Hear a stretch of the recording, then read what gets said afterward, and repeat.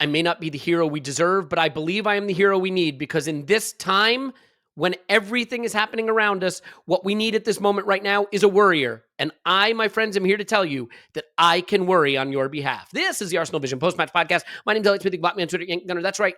I am ready to worry on your behalf so that you don't have to. Worrying for you so that you can put your thoughts and energies into other activities.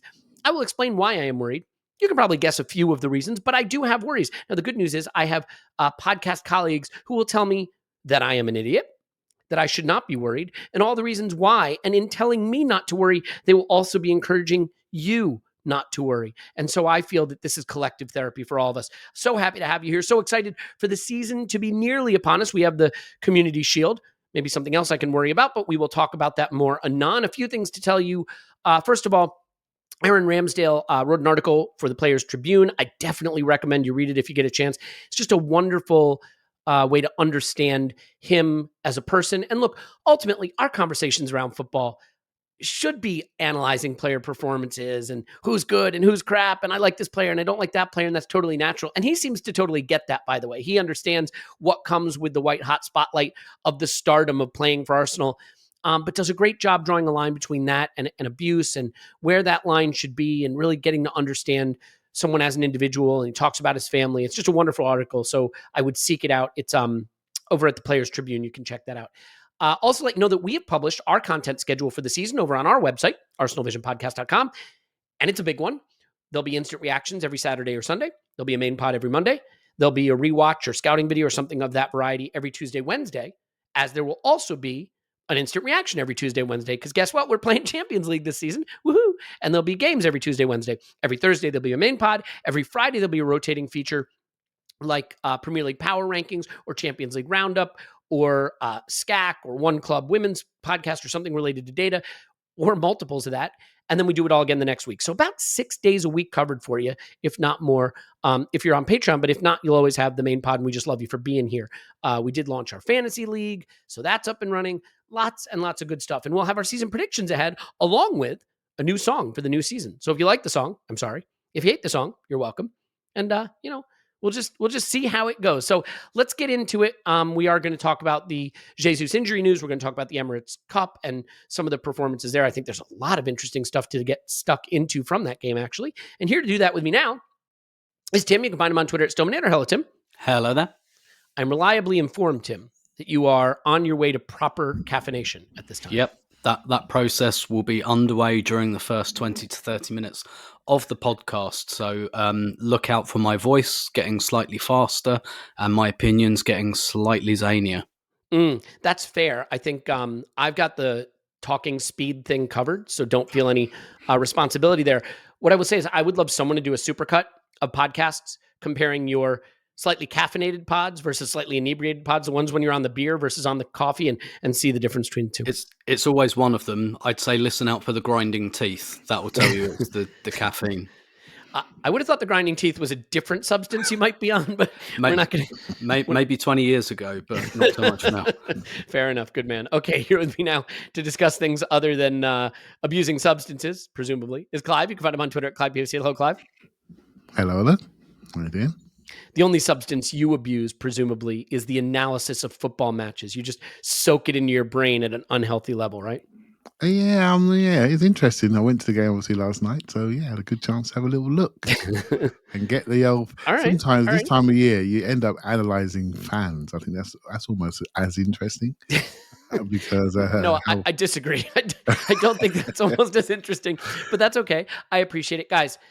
Let's get right into the worrying. Oh, by the way, I'll mention Austin Trusty has gone to Sheffield United, officially announced £5 million, a good return on what was a pretty minimal investment, and great for the player, by the way.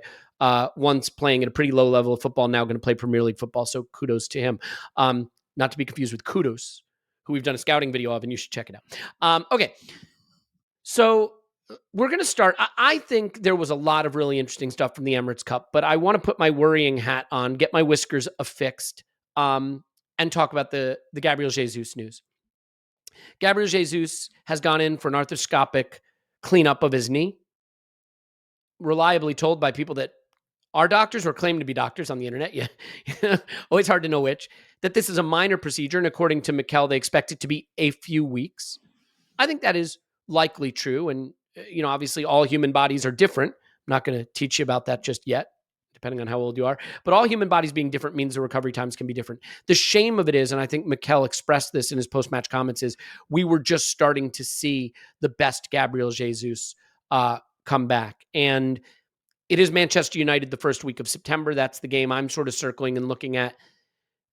Clive, how important is his absence for the start of the season? And I think what everybody's going to be wondering is, what's the right way to compensate for it? Because I think the three in the frame are probably Trossard, Eddie Nketiah, and potentially Kai Havertz. But it just, I have to admit, it feels like a gut punch because watching him at SoFi Stadium against Barcelona in particular, you just saw that thing he adds that very few players can add in the way he can win that long ball that he's not favored for, get into the box against defenders 1v1. It's a big loss in my view. Yes, big loss in all our views, and but it's not as big a loss as it was before we signed Trossard and Havertz, and that's the truth of it, right? If this had happened when it did happen last year, we were worried. We had a Christmas time podcast. I mean, we were worried about the lack of depth and Eddie coming in. Would he be there? It was probably the only animated pod we had last year where we were really concerned. And funny enough, Paul was in the room, so we were really concerned. So we have to look at this a bit more calmly, and so I'm less concerned than I would have been then. And it is a shame because what he showed at SoFi was the player. I somehow slightly forgot how influential he really, really can be. And some people say he's not a centre forward who's going to win you the league. He's a 30-goal guy, a 25-goal guy. Well, you two were in SoFi and you saw his influence and you felt it. And at that level, he can really influence a team in all different areas of that pitch, make partnerships, make combinations. And that's how we play. You look at our map. We have a false 90 type guy in the middle, gluing it all together, and people rotating around him. So, and he plays that role really well. So that player will be missed. And then it comes down to how we replace him, and then we have choices, don't we? I'll just outline the choices, and we can discuss them. And so obviously there's Eddie, and the reason why I say about analysing fans, Elliot, is I was in the ground last night, and I was thinking, Eddie, not too sure. I came away and looked at the tape and I'm thinking, actually, Eddie played quite well. Yeah, I think, same thing happened to me. Our misconceptions are really key here. And I'm including myself in this. And so we have Eddie, and I'll just include quickly Fabio Vieira, who SoFi top scored yesterday. There are people angsty around him, but actually I thought he played quite well. So you have a diversion of opinions there. Then you look at, say, back to centre forward, you look at Trossard. And Trossard, to me, looks sharp. Looks really, really good. I'm playing a game for my life. Connect the dots. Make sure all the other players are connected in the team. I might be choosing him based on the effectiveness of the other players and making sure they're all in the game. Because his superpower seems to be, I'm going to make all of you lot look really good in that front five. I'll guarantee it, minimum. And so if I get a goal or two, great. So if you're going for a game for your life, let's say Manchester United, I sort of want to choose him. Then there's the unknown of Havertz, who when you see him live, which you have and I have now, looks like a player that could plug into that role as a false nine, and we can play off him very, very easily. So I think it's interesting that it's back to the fan bit, how we all see the game and what we want from that player in that position. I think it's a personal choice, but maybe I would edge today towards the sharp guy in Trossard. So. Yeah, I think that's well said. I have to admit the same thing happened with me with Eddie, and it goes to show you that you just do bring your preconceptions into your analysis of a match. I saw all the things Eddie didn't do in the game when I watched it live, and then when I watched it back, I saw all the things he did do. I mean, easy to see the goal, obviously, but yeah, a much better performance than I gave it credit for because I was really keyed into the things he didn't do. I think maybe what you have to do when you lose a guy who's as talented as Gabriel Jesus is decide which skill set you want to emphasize in the replacement. We don't have a replacement who can do all the Jesus things. So you have to say, which of the Jesus things do I want to replace? Eddie's probably the purest goal scorer. Trossard's probably the best technician, right? And an operator in tight spaces. Havertz is the one who probably gives you the back to goal stuff. So you got to decide which of those things you want. But Tim, I do think a couple things here. First of all, I think sometimes you have to take the names off the back of the shirt. You look at players, they tell you who to pick. I don't see how you could not pick Trossard the way he's playing right now. And in a way, this almost makes it easy for Mikel because he might have had a little bit of crisis of, do I play him in left 8? Do I play him over Martinelli? He's playing so well. How do I not use him? I think now you just use him in the Jesus role. And it's, I don't want to say problem solved. It's still a problem, but he's a guy who's showing you he needs to be picked and now he can be. I still believe we just massively underrate Jesus. Even coming back from a pretty big injury, he did very well down the stretch last season. Very rusty, did very well. This preseason, we started to see what he can be. I think we misunderstand how much good seasons are driven by injury luck. Outside of Manchester City, and even Manchester City to some extent, the teams that win leagues, you look at their key players, they play 36 games, 37 games, 38 games. They just do. And we're coming into the season with a few missing. How big is the Jesus absence for you? And do you agree that Trossard would be the one that should at least get first shot at it? Yeah, I think a few things about this. First of all, like clearly it's not ideal, but it doesn't look like a particularly big injury. And look, at some stage you are going to lose key players. You just are. You hope that it's not very long and they don't come in clusters and things like that, but you will. You just will. You can't go through a season without that happening. I think there are a few things to consider. One, we are in a much better position than when this happened at the World Cup because we're talking about options now. When we were doing this podcast in November last year, we were talking about, oh God, can Nketiah do this? Now we're looking at, we got Nketiah, we got Trossard, we've got Balogun potentially still. Maybe we do, maybe we don't know. Maybe this injury happening now. You know, maybe we look at Balogun and say, actually, you won't lose any value if we sell you in January instead. Or you won't lose, or you're more valuable to us in the team until January. Yeah. But also, not only have we got a combination of those options, and I agree, none of them are Jesus, we've still got, I think that whatever happens, it will be Trossard and Nketiah, and it will be a game share situation. And it's just a case of what the ratios are. And we could go horses for courses on that. And Arteta's spoken about being less predictable. So it might be Nketiah versus Nottingham Forest. And then a week later when we play Fulham, it might be Trossard. And it might not be one player doing it all the time. I think there are a couple of things. I think you're right. I think Trossard has really impressed in pre-season, as he did in the second half of last season. And I was struck by talking about content from Aaron Ramsdale. There was a podcast I think he did last season, and I read the quote, but I never saw him say it before. He was on a podcast and he was talking about Trossard. And when I saw him say this, it really jumped out at me. He talked about Trossard and he said, in Trossard's mind, he hasn't come to be a squad player. He's come for someone's shirt. He said, just like me when I came and Leno was here, that's what Trossard's thinking. He's thinking, I'm not a rotation player. I want to be playing. And that's great. That is what we want from all of these players coming in. But also, I also think, if you ask me now, I think he'll start Nketiah against Nottingham Forest, maybe subject to what happens in the Community Shield. But a lot of what has happened in pre-season, I think there's been a move, not just to integrate the new signings, but to reintegrate some of those players that maybe we lost at the end of last season. So Vieira's got, and don't get me wrong, a lot of this will be fitness-based as well, because they didn't play a lot of football, but Vieira's played a lot. Nketiah's played a lot. Clive spoke about him getting rewarded by playing, did he play the whole 90 minutes against United up front or very close to it? This time he was the captain. There's something going on there, I think, where I think there's a move to puff Eddie's chest out a little bit again and kind of say, look, new season, clean slate, let's go. You're part of our plans, you're part of this team. you're part of this squad. Balogun's the one going out the door, not you. Like, let's get you back in here.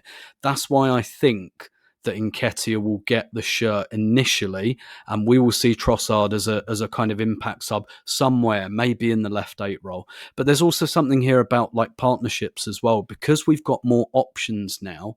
Maybe we can look at this in different ways, and perhaps we say, okay, if Eddie's playing up front, if we put Smith Rowe in the left 8, he can bring the ball to the penalty area.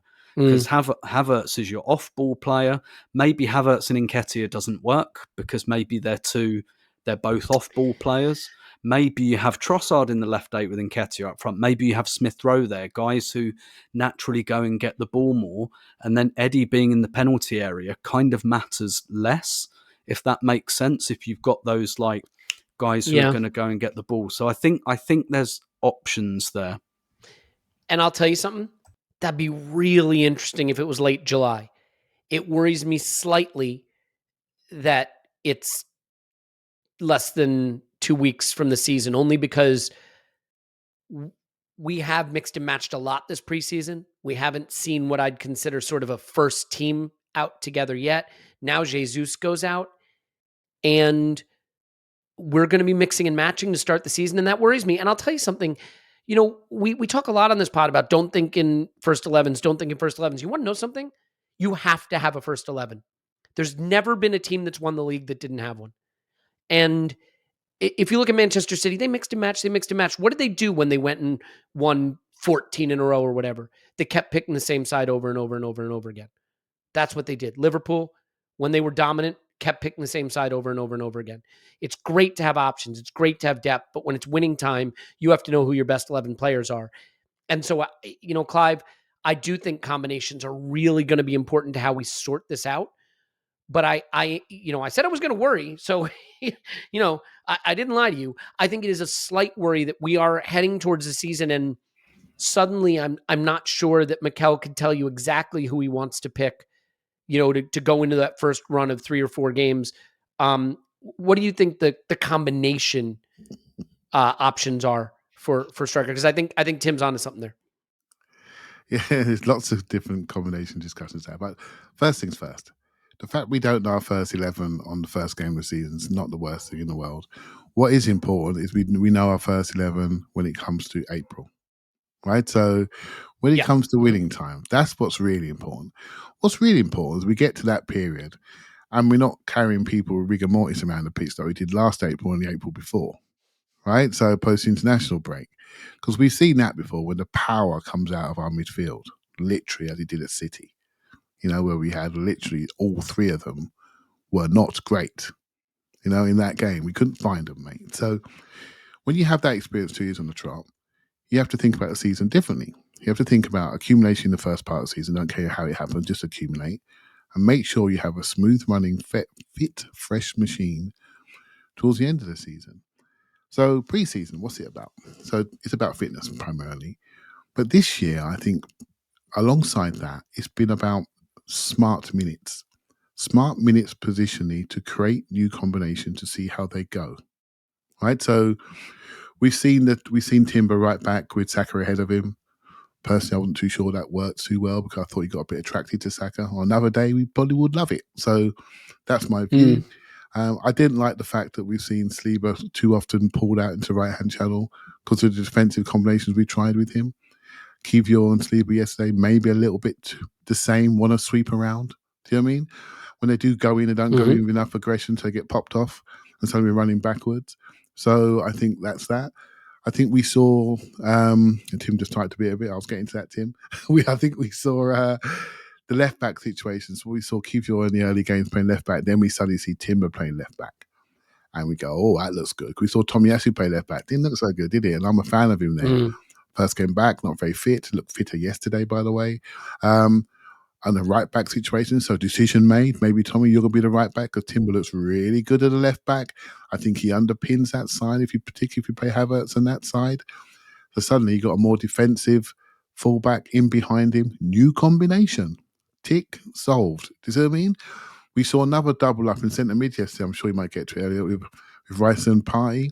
New combination. That's the next item. We've seen Rice and Havertz. So we're on a journey of discovery, and I know we can't. Every point is exactly the same, but I don't want to do what we did last year: cut and paste it, mate, straight on top, have a first level, and play it till it dies. It won't last. We know this, don't we? We've got experience. We've got 2 years of this. And by the way, that got us from 5th to 2nd and a record win total, etc. So what we did before can get us so far. If we want to beat the best statistical team in the history of the Premier League, we can't do that. Do you see what I mean? We got to do something else with the Champions League on board. So what we're building for now, mate, is not August. What we're building for now is when Champions League kicks off again, post in the new year, we're building for that period of the season when we're going to have to do what you love, rotate properly with serious depth and know these combinations work. But we can't afford to lose a goal away in Europe, etc., etc. So it's a mindset change. Back to my line. I'm analysing fans in this some way because we need to mature our thinking to where this club is going. They already decided we're finishing in the top 2 or 3. They've already decided. We're all about winning. If we're all about winning, we got to change how we behave to make that next step. And I think that started in preseason. I think that's really well said. I feel like in a way we're more set up to be City from last season than Arsenal from last season, in the sense that I'm not convinced we're ready to hit the ground running, but I think we are well positioned to be immense in the back half of the season. What we know, and I think the reason for the angst, my angst anyway, is that Manchester City leave you so little margin for error that not hitting the ground running doesn't mean you can drop 6 or 8 points. It means you can drop 2. You know what I mean? And that's the hard part. I think we're really well positioned. We have to be a finisher this. We have to beat. Well, them. yes, and that's what we have to start getting to. We have to beat them. You triggered this in my mind, Elliot. We beat them twice last year, and then we end up with the trophy, right? So we have to by beat a mile. Them. And that's the key. We have to beat them. Be ready to beat them, and that's what we need to work towards. It's a good point. You want a little more margin for error. Don't drop 6 points to your direct rival for the title, right? I mean, if you even just take 3 points off them, you make your season so much easier, not easy, but easier than if you lose those 6 points. Because if we had taken them instead of them, that's a 12-point swing. 12 points. There's no room for that. There just isn't the room for that. And it makes the margin for error so tiny. Look, we'll see how it's all handled. And I want to be clear, right? My anxiety about the mix and match lineups and whether we have a first 11 isn't, oh no, I think we're going to be bad. It's, I really want us to win the title. And those margins are very fine. And so the question is, how fast a start can we get off to? You know, we've gone through this preseason now, like this game, for example. Saka didn't play. Jesus didn't play. Zinchenko didn't play, right? Gabriel didn't play. You got to be a little careful about the analysis of those kind of performances, because in a positional system, depending on organization and distances and pressing, things just aren't going to be as sharp. I expect us to be sharp when we have something that looks a little more like our first 11. But one of the interesting things from this game, Tim, we got to see Declan Rice and Thomas Partey play together. And that's the interesting thing, because I think the presumption all preseason, and to be fair, Mikel has supported this presumption with his comments, is that Rice is more of a 6 and Kai Havertz is going to play more left 8. Odegaard is going to play the Odegaard role because it's named after him. But we got to see Declan Rice play the left 8 and Thomas Partey play 6. And this is where you just can't replace continuity. Thomas Partey, when he is on form, is an absolute Rolls-Royce footballer, as good as any central midfielder as there is in the league and in the world. And he looked like that yesterday. And Declan Rice looks like a guy coming from West Ham and David Moyes football and trying to have the matrix plugged into his brain over a couple of weeks and figure it all out. And that's not a surprise.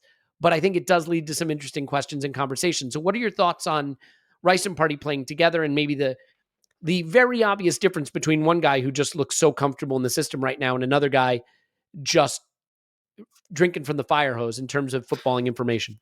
Yeah, it's a weird one, isn't it? Because I kept thinking as well during this game, like, I've talked a lot about the kind of the shutdown team, as it were, and that like all through pre-season, Jorginho's been coming on 60, 70 minutes, and that tells me that's going to be a big part of his role. And he's looked great. Season. And yeah, exactly. And so in a world where we don't have Declan Rice, Jorginho was a January signing. You could just go, yeah, Thomas Partey for 70 minutes, manage him, get him off, Jorginho on for the last 20. That would actually, in a world without Declan Rice, which would be a sad, horrible world, don't get me wrong, that would probably be quite a neat solution to the Partey question, as it were.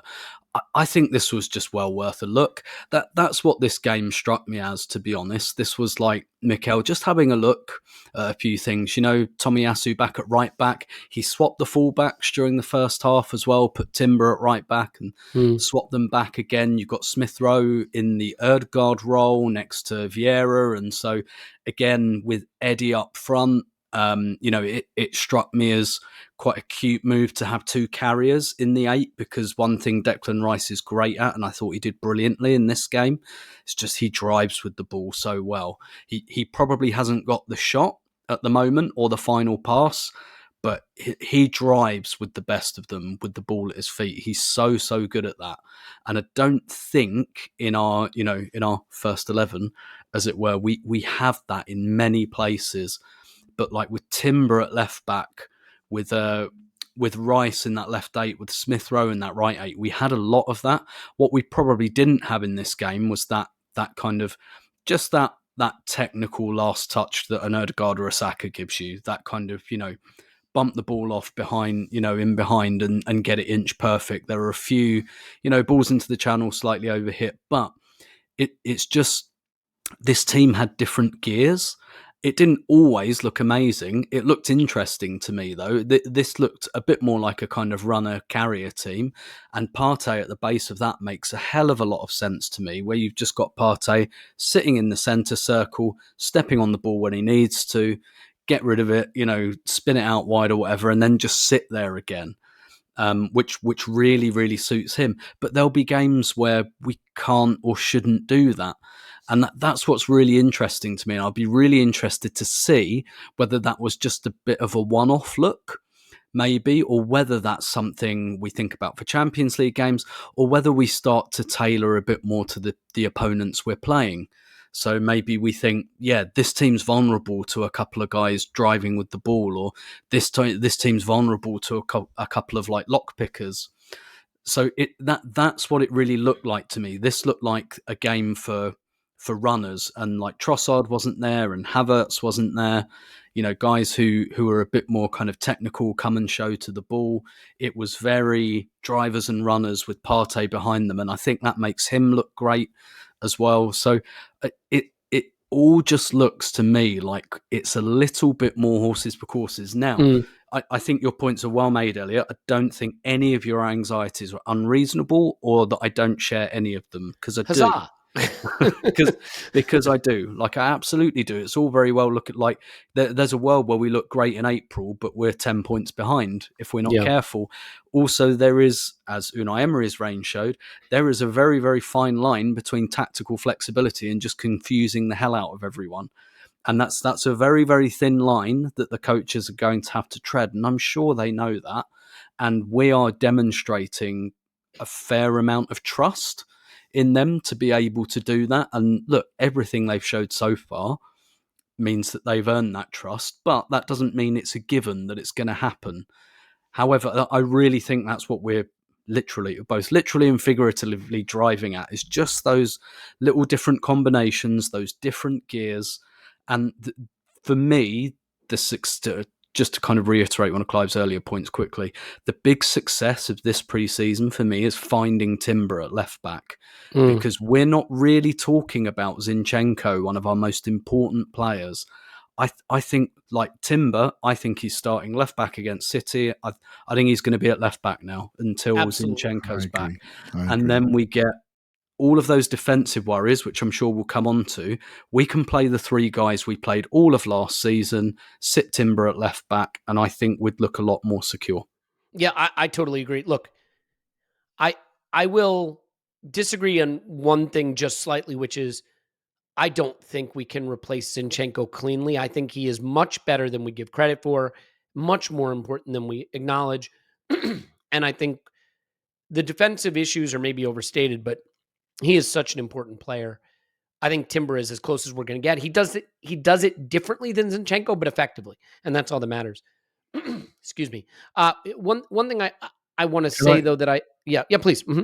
I want to have a go on the Rice and Partey. And, I was going to give you a shot at it for sure. I was just going to make the point, Clive, that like one of the things that's so interesting to me about Rice is we had talked before he arrived at this whole, you could play Partey and Rice and think about how much more solidity that gives you and structure, and Rice can really go back to front. And like the thing that sort of surprised me is he was blowing by 60 minutes. He looked a little physically like he was struggling, which was a bit of surprise. And oh, by the way, we definitely did not look more defensively solid. They were picking passes in midfield pretty easily. They were turning us around and getting us running at our goal a lot. So yeah, I'd love to hear your thoughts on the Partey and Rice combination, because I'm not saying either. Well, Partey was excellent. I'm not saying Rice was bad, but the impact was not what I would have expected.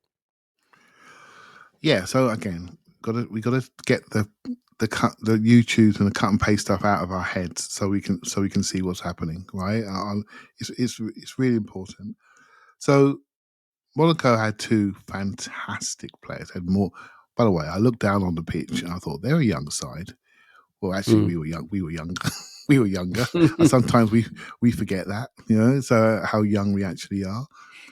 They had also Youssef Fofana, who was very, very good in the day.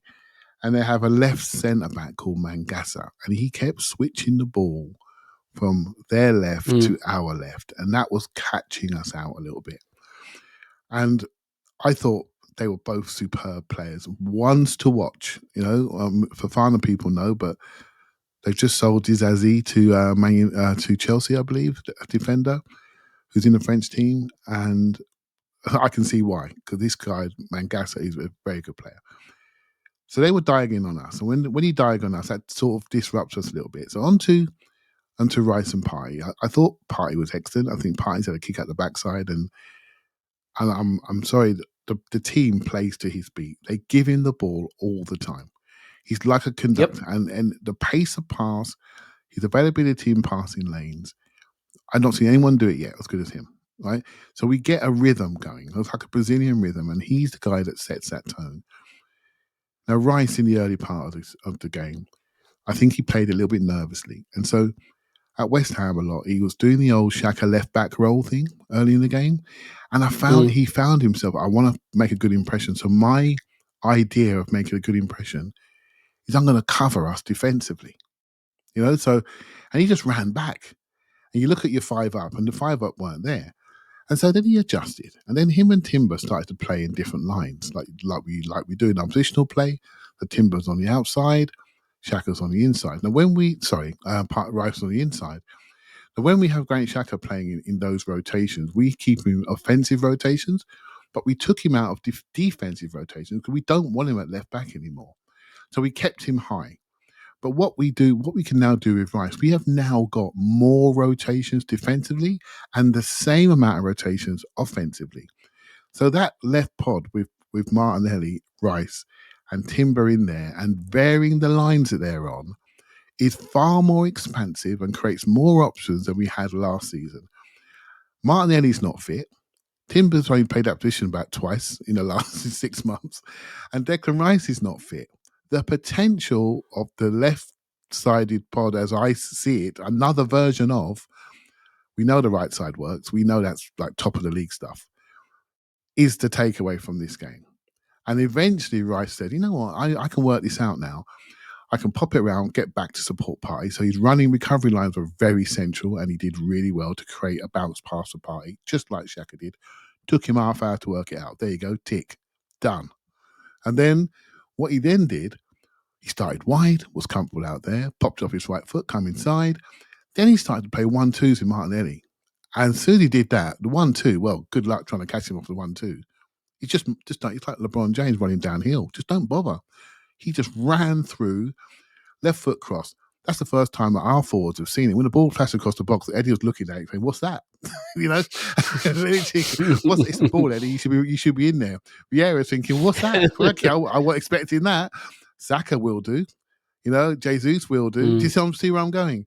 We developed those relationships, and all those movements will have an end product. I thought the most fascinating thing.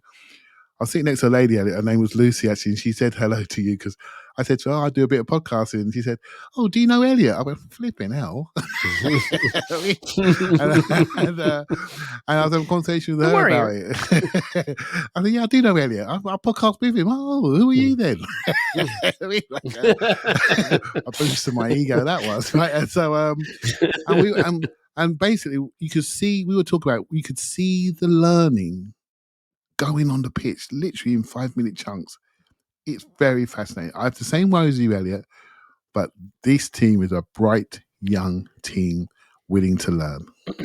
So can I stick with you just for a second, Clive, and then ask you? Because if it was just preseason, I think I'd be able to compartmentalize it. But we were very poor defensively down the stretch last season. And I talked myself into the idea that it was, we were just missing Saliba, or then we were missing Saliba and Partey, or Saliba, Partey, and Zinchenko.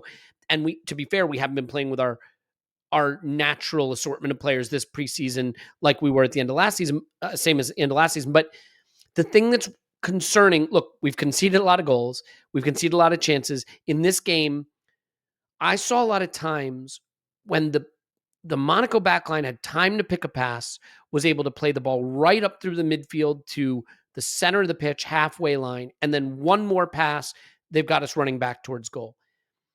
And that's not something that was Mikel Arteta football for most of last season, but we did see it a bit at the end of last season. We've seen it a bit this preseason. I'm wondering, is it about the press? Just, we're not going full steam. Are the distances wrong? Something feels off, because that availability of that pass to get right past the heart of our midfield and get us turning and running the goal, that's been too regular a feature this preseason. I'm struggling to understand why that's happening. I think some of it is fitness, Elliot. It is. You don't want to get injured in preseason when you've done all the preseason work. Gabriel Jesus will be gutted today, because he's got all that money. He's got all that money in the bank, and he's done the preseason, and now he's injured. He's got to do it all again. He's playing catch up. Some of it is new partnerships.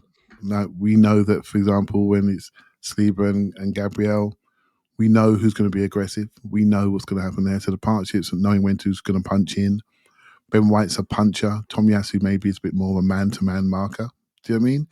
So it's that front foot anticipation. I just think it's a balance thing, and it's a fitness thing. And by the way, we were doing exactly the same to them. The space down the middle of the pitch was massive. And we were just passing it straight through to Eddie. Eddie had 3 yards to turn around. Against Manchester United, he got his boots kicked off him. Do you know what I mean? Couldn't turn around, couldn't retain it. Everyone's worried about his retention skills. Well, me. I was worried about his ball retention skills, arriving too late and bouncing off him like a trampoline. Yesterday, could turn around, spin people, lay it off. It's just where you are in your preparation and fitness. And these little details do go off. Do I have a concern? I like to see Saliba in the middle of our defence, in the middle of a three. I like him there. I like to see Ben White and Gabriel the other side. I like the fourth defender to be able to be a bit floaty, go in or out, or punch up the sides.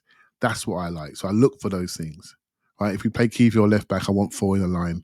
Maybe Kivior drops inside on occasion. I look for those things. I look for physicality. I don't like Saliba playing right back. So that's something I would want to change. I want to keep him in the middle of the pitch. That's the only thing I would say that concerns me a little bit.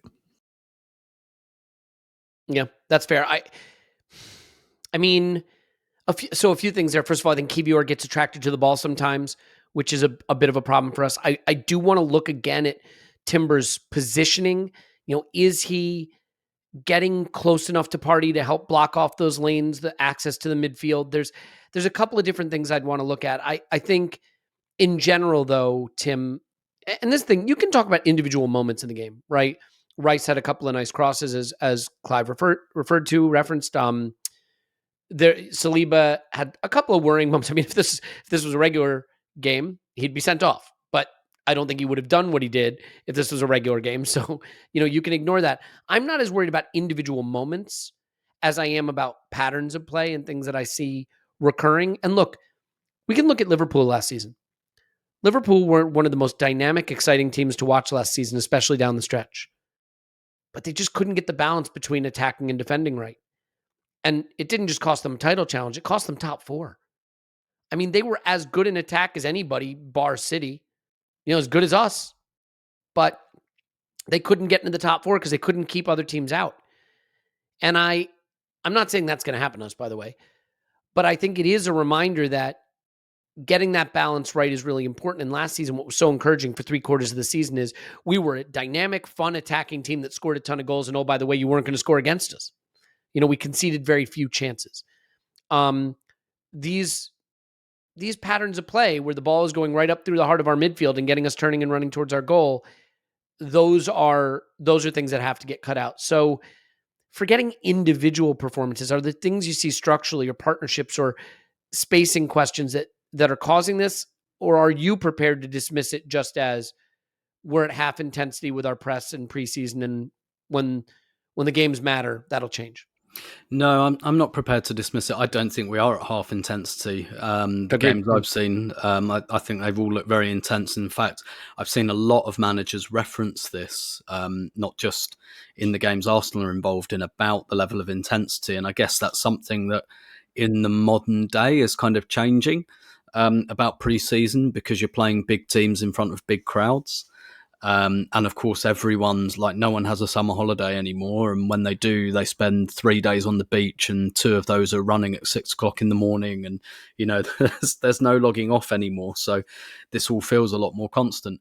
That is something I'm concerned about. Yes, definitely. I think it's more a spacing question, maybe a pressing question. Where maybe just a few things have swapped around a little bit. Xhaka's not there anymore, for example, and it's not just, oh my God, we've lost Granit Xhaka, therefore we can't do it. It's another person in there, and that hasn't been consistent in pre-season. We've seen Smith Rowe there, we've seen Declan Rice there, we've seen Kai Havertz there, and so that hasn't really settled down yet. We're going to have a different striker now. We've been looking at Smith Rowe in midfield, so we've been looking at things. So there isn't the same cohesion there, because I'm not looking at our back line. And I don't know, to be fair, there have been some calamitous mistakes, like Gabriel's against Manchester United and Ramsdale's against Manchester United. Mm-hmm. And I kind of think those are probably just pre-season things. But we had a free kick against Barcelona that went off the wall and Ramsdale was set. And it's a few things like that. Yeah. Barca and Monaco, they didn't have a lot of problems getting through us, and I think that is a concern. I think perhaps in the long term, and that's actually another reason I like Timber at left back, just because I think in that left lane he gives us a little bit more bulk. Actually, because we're probably looking at a lot of the time Zinchenko, Havertz, Martinelli in that kind of left lane, and actually I quite like Timber standing in there, almost Timber by name, Timber by nature type of thing. But well I think it is a bit of a spacing thing and a bit of a pressing thing, because what teams have been doing going over the top of us, that isn't new. And last season that was happening. And we have to be honest and say, even before Saliba came out, that was happening. Our defensive metrics were down after the World Cup in general. And probably prior to that, Saliba covered some of that. And then when he came out and when Zinchenko came out, it kind of all fell apart. And obviously at the moment, what we're trying to do, almost the whole point of this pre-season, is making sure that perhaps those pillars do rotate a little bit more, and perhaps when one of them comes up, which should help preserve the health of some players as well, but also should hopefully mean that when one player comes out, our whole world doesn't fall apart. But fairly short term, yes, I am concerned about that. And I think perhaps another one of the ideas that we haven't really seen so far in this pre-season, I do think that Declan Rice has probably been bought to be a bit of a fig leaf in that respect, and we'll probably see more of that when he gets a bit fitter and maybe a bit more attuned as well. But one of the things I really like about Declan Rice is he's such a fast learner.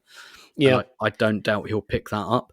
But I do kind of think that there's going to be, like, we're not going to get more defensive, are we? Arteta's not going to talk about bringing the defensive line back.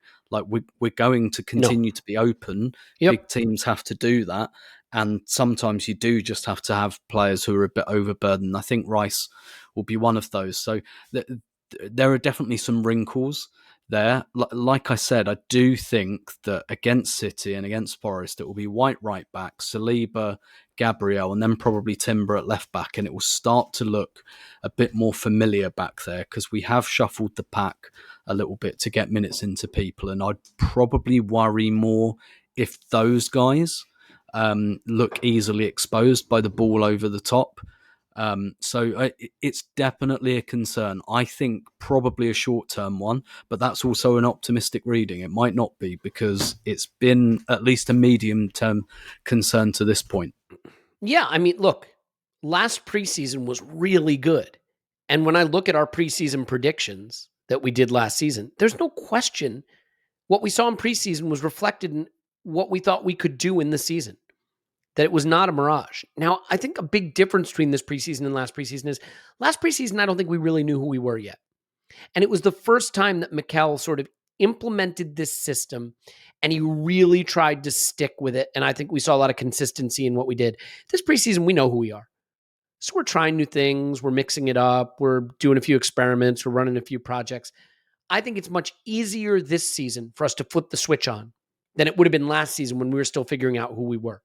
But now that we've had a whole season playing like who we are, I think it's much easier to mess around a little in preseason, try this, try that, and flip the switch on when the time comes to do that. I do think this thing of having a little too easy access for the opposition to be able to pass it up through our midfield and turn us around, I think that's a thing. And I just can't really decide, is it because of the personnel we picked or the intensity of the games? We'll figure that out. I don't think we need to get too bogged down on it. I think we're still going to be very good. I just think, given the way we defended down the stretch last season, there's that just little bit of extra mustard on the worry around this because we're all hoping that was a blip. I want to get to a couple other performances that were really interesting. But Clive, did you want to finish up on the just to summarize defensive structure quickly? Mm-hmm. I think I'm not sure if it's structural. It's very simple things. I think the intensity of the games have been quite high. But what's different in pre-season is what you do the day before a game. The day before a game, you may have a short training session, tactical, and then you go and rest your legs and get into a hotel and you're ready to go. The day before this game, they had 3 amazingly hard training sessions. And if you want to know how hard they were, you see Saliba running in that bottom corner in the right back slot to chase after him, and he's looking a little bit leggy. Some of that, the normal way, you just pass it back to the keeper, gets it back, and switch it to the other side. We don't even think about it. Now he's racing into a corner, making fouls, getting booked, potentially getting sent off. You know why that is? Because he's heavy-legged. And that's what you get. You get heavy-leggedness in key decisions that make you be a 1 yard off, that makes you look open. When we're fresh and our pre-game prep is better and our partnerships are more solidified, which we are learning about now, I'm sure we'll be better than we were towards the end of last season defensively. Yeah, let me say this too, and this is going to sound like such a, how do you say it? Apologia? Is that how you say it? Yeah. But I think it's worth pointing out. I'm seeing tweets and WhatsApp messages and text messages from friends of mine who are London-based still complaining they're waking up in the dead middle of the night from returning from LA. Like, I know it sounds silly, but that jet lag is legit. It is no joke. And they had a pretty intense preseason running around. It's very hot weather and they've flown all the way back from LA. And like, I have no doubt that they're still a little bit jet lagged. I look at some of these teams, by the way, that are still in the US playing games. I think Chelsea played in Chicago last night. Yeah, Tim just messaged me 3 a.m. before he was able to get to sleep last night. Yeah, and there was sickness in the camp as well, wasn't there, from the Barcelona game? There were people that have been sick. Yeah. And I'm not making excuses for people, but it's pre-season, right? It's a heavy travel session. 3 different parts of the US. You know that you've got 50 different countries in your place. 3 different states. And so basically, it's a challenge. But it's a challenge that you want, isn't it? You want this sort of challenge. You want to see what you play like under stress, right? Yeah, you need it for when half the Premier League fixtures are played in the United States in a few seasons. So I'm kidding. It's a joke. That will never happen. We will never let that happen. I don't even want that to happen. I'm just joking. Okay. Let's get to a couple of the performances though that I think are interesting that we can tease out of this. And one of them, I think it's worth me just saying my unpopular opinion here. I love Emil Smith-Rowe. And I think when the ball comes to his feet, he is an electrifying player. I'm not sure I've ever seen a player where the delta in what they offer, the quality they provide on the ball and off the ball is so wide. Right now, Emil Smith-Rowe is a player based on what he does on the ball that you really want in the team on match days. But when I look at his spacing, his awareness, what he's offering off the ball, it's got to drive Mikel nuts because I'm sure he sees all the potential in this player. And it's just a question, can he get him to play at the right intensity and awareness off the ball? Now, Tim, you may see this differently, but we saw this. Was it the LA game? Which was the game we saw? It must have been the LA game because that was the game we saw together where there was that moment where Gabriel just kind of lost it with Smith-Rowe because he didn't fill in the space that Gabriel had vacated. I saw quite a bit of that again against Monaco. So how do you balance that? Is this dynamic, exciting, talented young academy player who can give us so much if he could just find that extra 10, 15% he needs off the ball? Yeah, definitely. I saw good bits and bad bits in this game in that respect, which I think is maybe an improvement. There were definitely parts where it wasn't quite there, and I don't know if he's a presser per se as well. I don't know if he's built for that. I don't know if that's just because he's been carrying this injury forever and he's not been able to. That is definitely the wrinkle in his game. That's why he's not going to be first choice. I don't think he's going to be starting against Nottingham Forest. I doubt he'll start against Manchester City. What we're trying to do at the moment, I think, is build him back up so that he's not wearing a tracksuit for 90 minutes every game and then, going jogging with the subs on the pitch after the game. So, that's definitely all for him to improve. I'm certain they are working on that with him. But I know I've said this before, but even physically, his physique looks so different, and that suggests to me a real willingness to work, to make this work. And look, if we're honest, this is probably last chance saloon for him. Like if he doesn't do it this season, that's probably it. And in fact, like I thought it was it this summer. I really did. I really thought he was going to go. That's what all the tea leaves were suggesting. So he's been given a new lease of life. And look, that's not a bad thing to have in your squad either. That's not a bad thing, perhaps to give him that kind of, okay, you've got one more chance here. You're fit now. We got you the operation, all nice and cleaned up. Let's see it. Let's see it. And it's, I think, quite clear from pre-season, he's not going to be considered a winger anymore. It's like there's one spot for, Ødegaard's as well. I mean, he's not going to get Ødegaard's spot. It's about whether he can rotate into that spot. Can he then rotate into the left 8 spot? And interesting though, Tim, with Vieira and Smith-Rowe both starting, Mikel was willing to push Vieira out to the wing, but he kept Smith-Rowe at one of those interior positions. It's clear he's saying those are your roles, Emil. If you want to be in this team, you got to take one of those spots. Exactly that. And look, the whole left 8 thing. I know we just spent 60 odd million on Havertz, but the shirt's not his yet. That might be the plan, but it's not his shirt yet. And we all saw, for example, last pre-season what happened. This time last year or last May, we were all in love with Tomiyasu.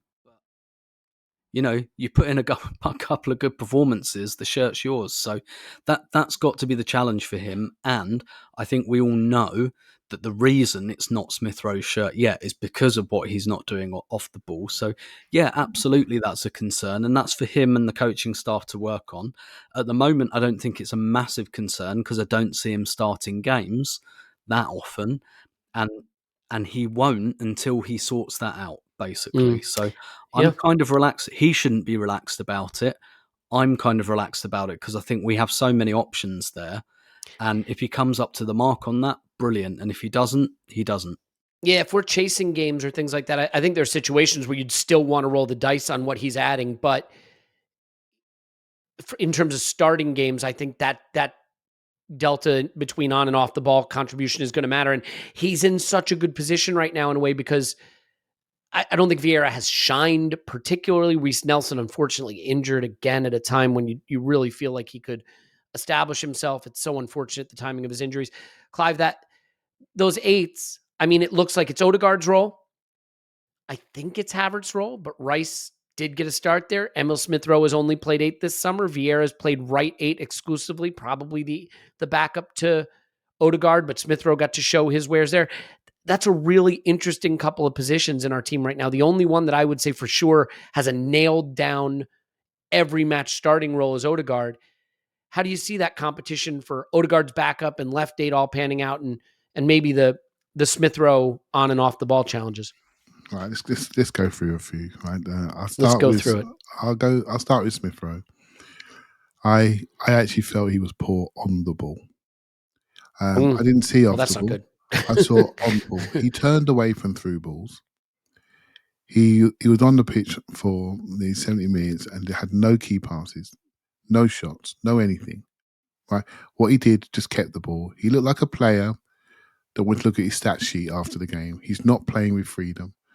That panache and Paul Merson freedom that he had when he came in, that dash, it's not there.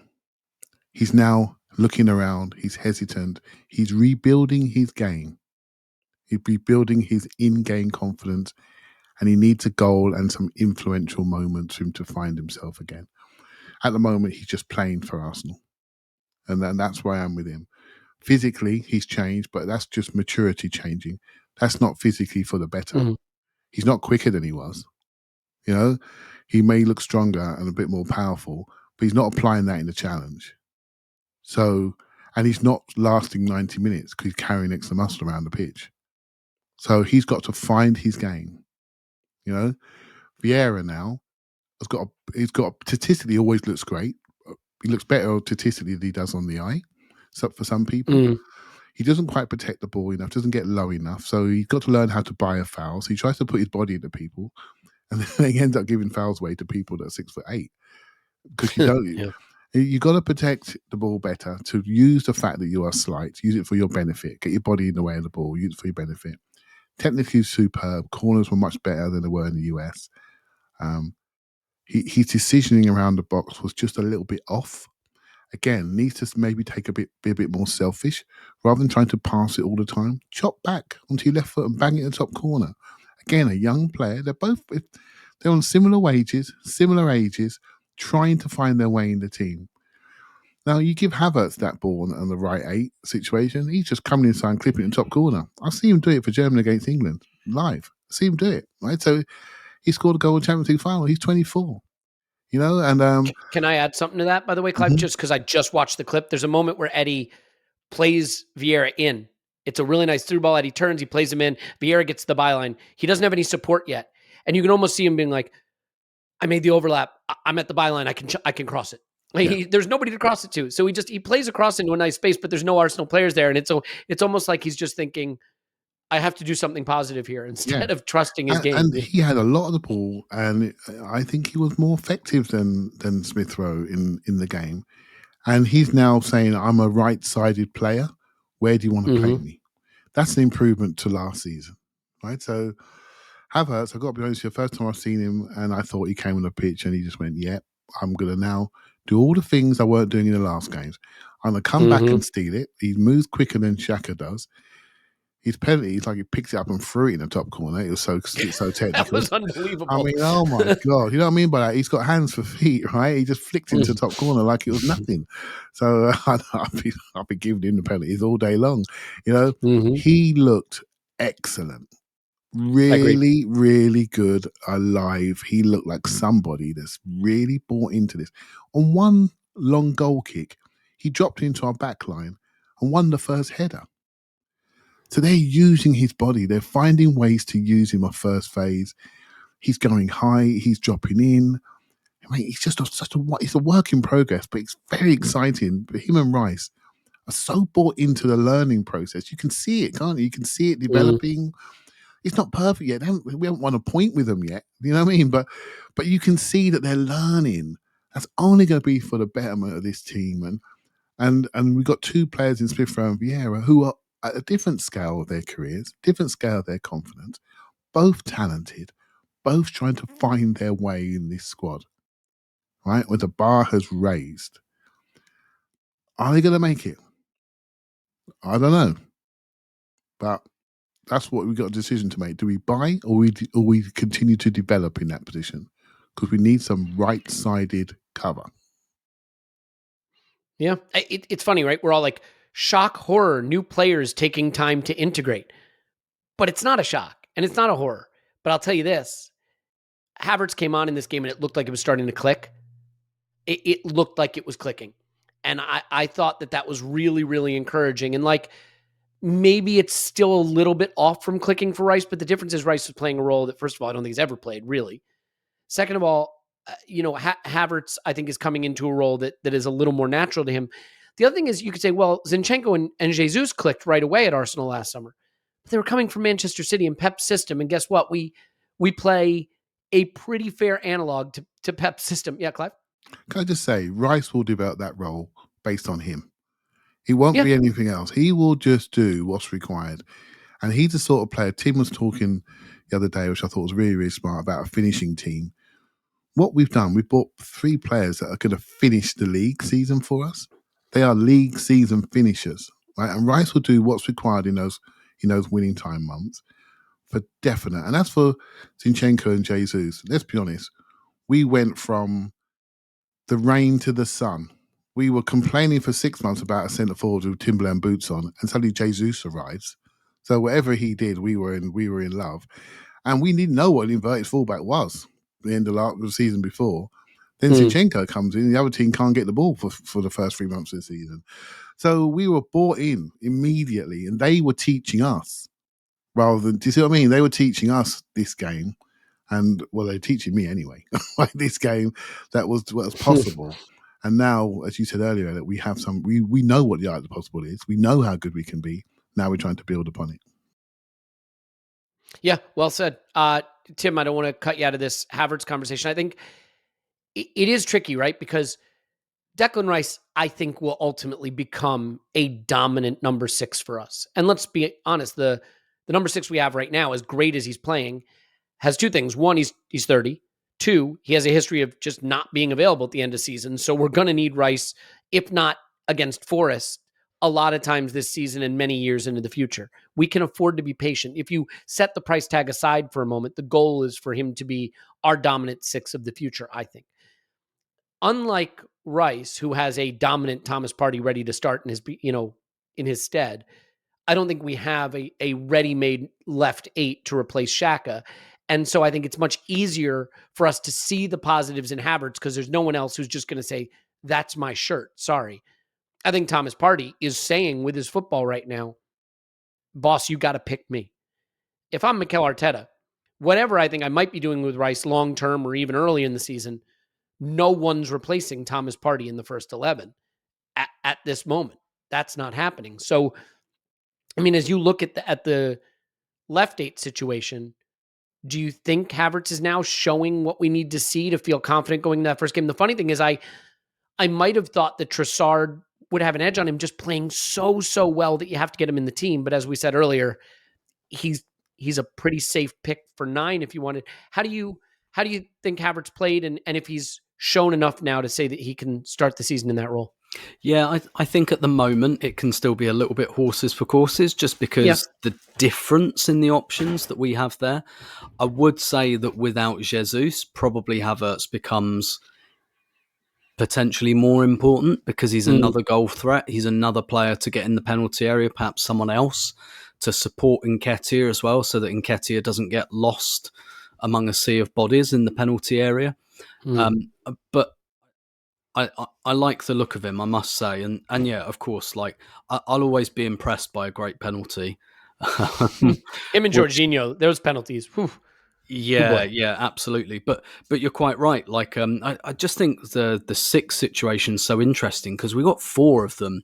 I really don't think that was necessarily the plan to have El Neni, Jorginho. I mean, El Neni, I think is only nominally a member of the squad really because of injury. But, we've got El Neni, Jorginho, Rice and Partey. And it sounds like a few weeks ago there was an openness to sell Partey, which has kind of faded away. And I don't know whether that's because the number didn't hit, whether something's changed, be it football or non-football, I don't really know. But it kind of sounded like they were open to an offer, and now it doesn't sound like that anymore. Whether that's just because maybe they still are, but the offer's not there. Maybe he's played so well in pre-season that's no longer the case. I don't really know. So I doubt it was the plan, even to have 3 number 6s like Partey, Jorginho, and Rice. That doesn't strike me as that's a lot of depth. That's maybe too much depth. I don't even know. But then again, maybe we're developing depth in that left 8 position because Rice can play there as well, because Havertz can play there. I wouldn't mind betting that, it would be Partey and Rice again against Manchester City. Maybe that's a Champions League thing. Like, we've developed a lot of optionality there. But you're quite right. Like, the thing is with Havertz, the guy he's nominally coming in for is gone. Whereas with Rice, no one's gone in that position. They're all still there. So it's kind of a weird one. It kind of maybe enables both of them just to have a little settling in period and like for none of us to be too alarmist if they're not playing on the first game of the season, or if one of them, particularly Havertz, could start as an interesting bench option. For example, or could be, considered, he could be blended in terms of maybe the sort of team that we're playing. So in one respect, I felt like Havertz was the player there was most pressure on, perhaps in this upcoming season. And I think maybe there is, because there are some doubts about him based on what people have seen in the Premier League. But I think we do have an opportunity, maybe, because when we signed him, I was thinking that's it, Havertz, he'll start pretty much all the time. And I do think it will come out like that.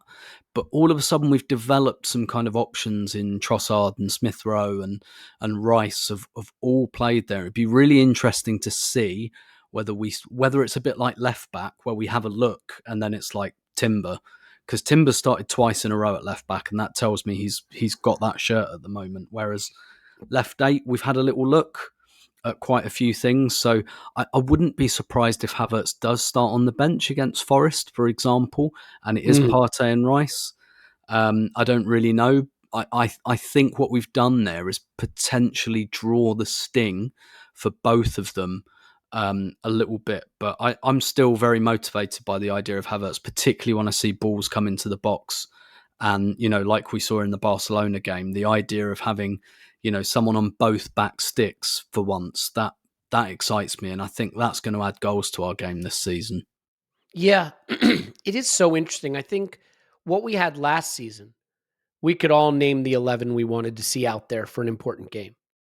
But when that 11 couldn't be out there, it got hard real quick to say, how do we cope without that? This season, I mean, if Martinelli's out, no problem. You play Trossard, right? If Havertz is out, maybe you just play Declan Rice there. If Partey's out, you can certainly play Declan Rice. And if Zinchenko's out, you can play Timber. And that's all well and good. But you still need an 11 you can put out there that's as good as the one we put out last season, and frankly, maybe a little bit better. Now, to be fair, they don't need to be better, because the 11 we put out there that was our best last season was on a 100-point pace. So it is an interesting position we find ourselves in, which is we definitely can cope with absences in a way this season that we couldn't last season. But can we just put out an 11 that can be at a 100-point pace? Maybe we'll be able to do that come November, December, January. I'm not sure we're ready to do it in August, September. So the question is how we get through those months, because we have a couple of interesting games in September. I believe we have United and the North London Derby both in September. So we'll want to be ready for that. And that leads Clive to, I think, and look, we won another piece of silverware yesterday. Let's not forget that. I mean, we just keep winning trophies all summer long. It's almost getting tedious, to be fair. But we did win the Emirates Cup, and we celebrated it lustily, as you should. No celebration police there. But Clive, we have Manchester City this weekend in the Community Shield. And this is a really, really tough one, because first of all, the game means absolutely nothing. I cannot reiterate enough that Liverpool beat City in the Community Shield last summer, and Haaland was a flop, and Nunez was the GOAT, and it was going to be Liverpool's season, and we all know that that's exactly what happened. Oh, no, wait, the opposite happened. So whatever happens in this game, the takeaways from it are going to probably be wrong. Yet there is a little something to this because this is the team we need to get past. And they're pretty scary. And we look a little bit rough around the edges at the moment. How do you expect Mikel to approach this? And let me throw a weird, crazy idea out there for you. Is there an argument for not approaching this too seriously? Not going after it like it's a real game and running the risk that you suffer, a psychological blow? Because I think if you treat it like a preseason game, you can write it off. The more seriously you treat it, the more you can learn some harsh lessons that stick with you. So I'm not really sure how we should approach it. How would you? I'd pick the best team, the team that's shown the best over the previous preseason game. So I would make sure those players who are fit, healthy, looking sharp can play, and the ones that need a game, like Martinelli had a slower start. I thought he did really well in this against Monaco. That's probably the first time he's shown himself properly. Again, we know why, because he was a bit behind everybody else. It's the first time I can remember where I didn't see Saka play a game. And normally I'm sure if he'd have played yesterday, we'd have won. But it's nice for him to have a sit down, so he'll be ready to go on Sunday. I do think, obviously there is the classic line, if we lose it, it's pre-season, if we win it, it means something.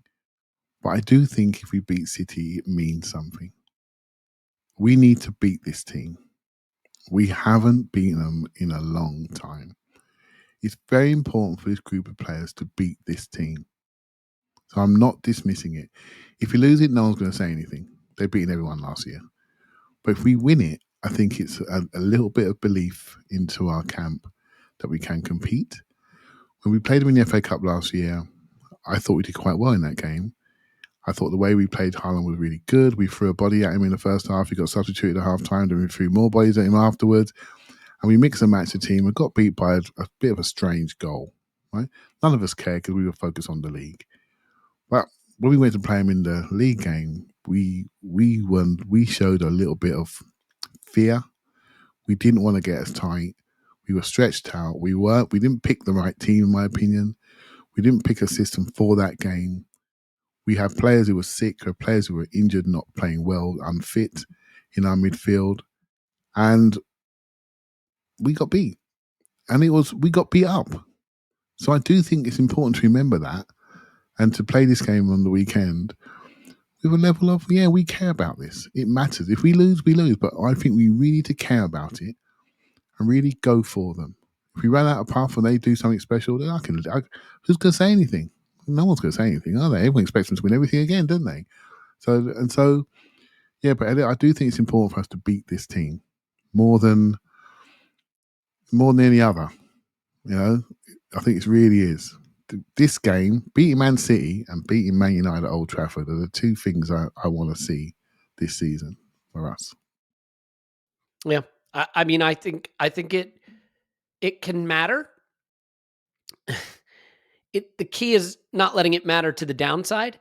You know what I mean? If we win it 5-0, I'm going to say it matters. Of course, if you lose it 5-0, you want to make sure that doesn't matter, right? That's the one thing you want to be careful about. I mean, the last time we played Manchester City, it was pretty disheartening. I don't expect that again. I have to admit, I haven't been keeping up with Manchester City's preseason. I'm not sure. It's been all right. I think they've been in Asia, haven't they? Mm-hmm. I think they've won most, but I think they lost one by the odd goal. I mean, things happen. Liverpool got bopped yesterday 4-3 by Bayern Munich. Things happen in pre-season. Man United put out a young team against Wrexham, got beat. I think someone played Dortmund, I think they did, and it was a struggle for them. There are things happening in pre-season. You can't just look at the result and say, well, that looks a bit strange, because everyone's getting 60 minutes or 30 minutes in a game, sometimes 2 complete 45s. Man City, you could say right now, they've signed Guardiola, I think today. Are they stronger than they were last year? Probably not. As a squad, but we are. So let's see. Yeah, for sure. Yep. Well, I think, Tim, I'll sort of finish up here with you on this game. I tend to agree with Clive that whatever happens in this game, it is our last chance to sort of taxi onto the runway for the season. And so I do think we want to put out, at least in the first half, the team we might think we might use against Forest. Now, the irony is the team you might want to use against Forest at the Emirates is not necessarily the team that's suited to play City, right? Like if this was a league game in November and we were going to the Etihad and Declan Rice is fully up and running and Partey's fit and, everybody's available, we might say we're going to play Timber at left back and we're going to play Rice and we're going to play Partey and we're going to be physical and we're going to, try to win the duels and, keep them from playing through us the way they did in the last game. But this isn't that. And I don't think we necessarily want to go into this game trialing a game plan specific to City that doesn't position us to be ready for Forest. So my priority would be playing the 11 we kind of want to use for Forest and give them one half of a run out together to feel comfortable. That just may not go well against City in particular. Would you approach it as prep for Forest, or would you approach it as a chance to try things specific to how we'll play City later in the season? Yeah, that's the really difficult thing. Actually, I think that's in some ways this can be really useful. I think if we beat City, we can absolutely use it as energy, a little bit of fuel, a little bit of belief going into the season. But you're right, it's not really. None of our preseason games have been the best preparation for Nottingham Forest at home. To be honest. However, that's a kind of game that's going to happen to us quite a lot anyway. And look, Nottingham Forest's away record last season, I think they got 7 points away from home. I think they were close to the worst away record in Premier League history. I think that Derby team that got 12 points overall might have been just a little bit worse. I think it was the second worst. So, really, and look, they might not be the same team, etc., etc. I don't know what they've been doing pre-season. I'm, learn and grow and all of that. They've got the same coach, but really, we should be looking at that as a gift of a first game.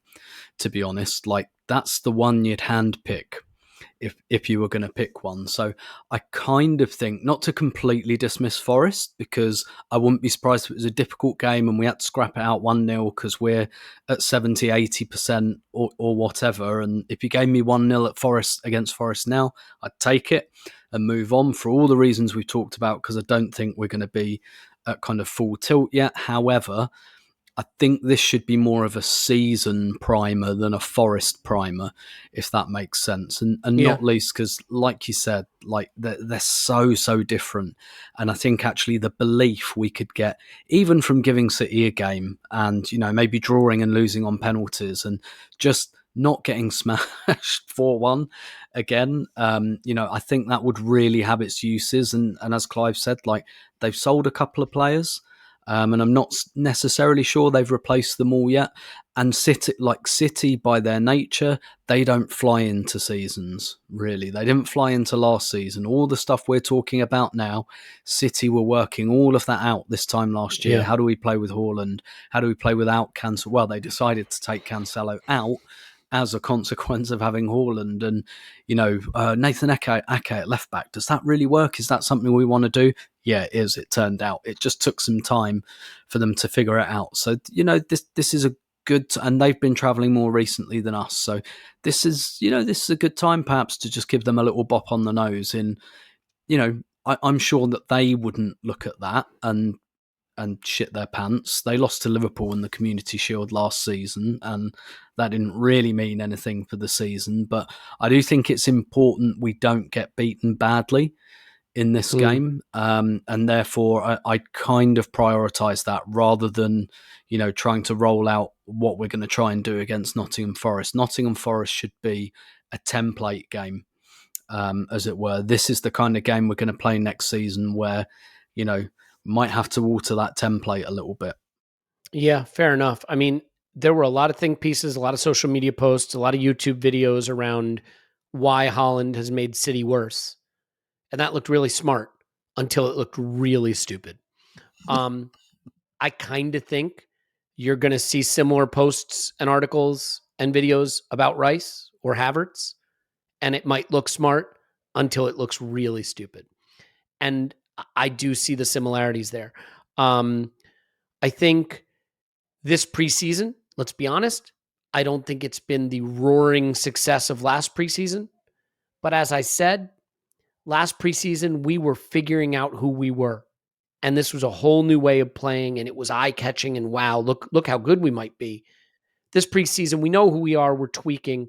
Clive, as a final thought just on preseason as it sort of wraps up, depending on how you look at the Community Shield, what would you say, just as sort of at a very high level, are the questions you're carrying into this game this weekend and into the season that will need to be sorted out pretty quickly for you to feel like we're now ready to really make another assault on the title?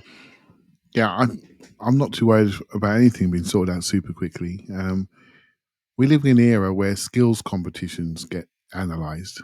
Do you know what I mean? And people take their opinions on players about how they can Havertz kick didn't a ball. score a single goal from that corner cross challenge thing. He's rubbish. Get rid of him. People are saying, that Kivior's quite a good player, isn't he? Because he can kick a ball against a metal thing.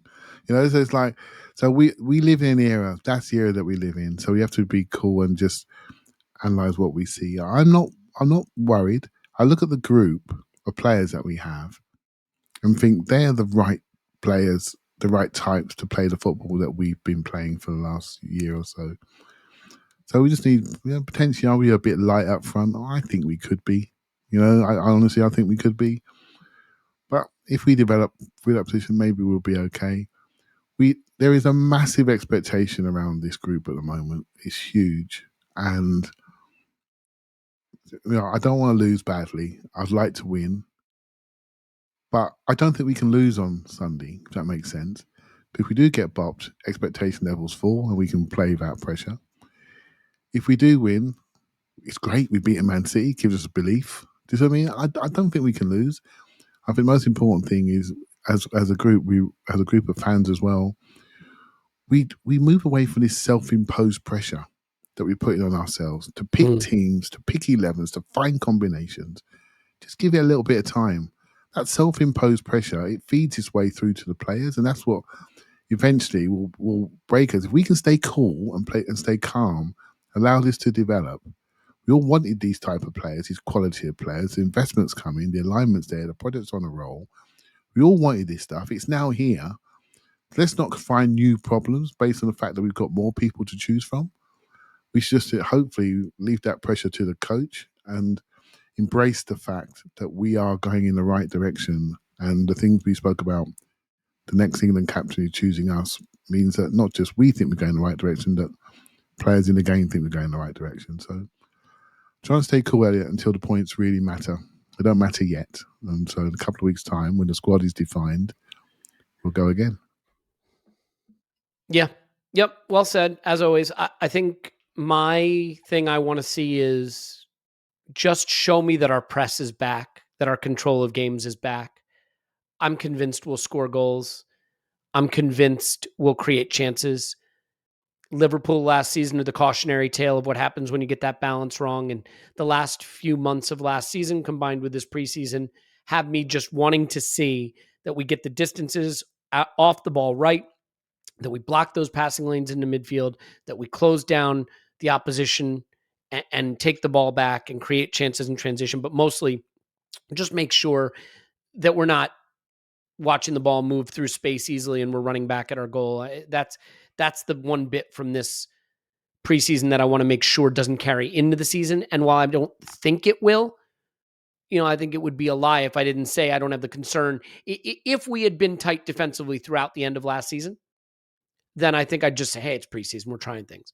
The combination of the two means that that's the one thing I'd really like to see. And then secondarily, obviously, we're all going to be looking at when does Rice go from playing within himself and figuring it out and getting to be a part of the group to just displaying that, I think, imperious talent that he has, that elite athleticism, physicality, dominance, technical quality that we know is in there and kind of start to take us up another level.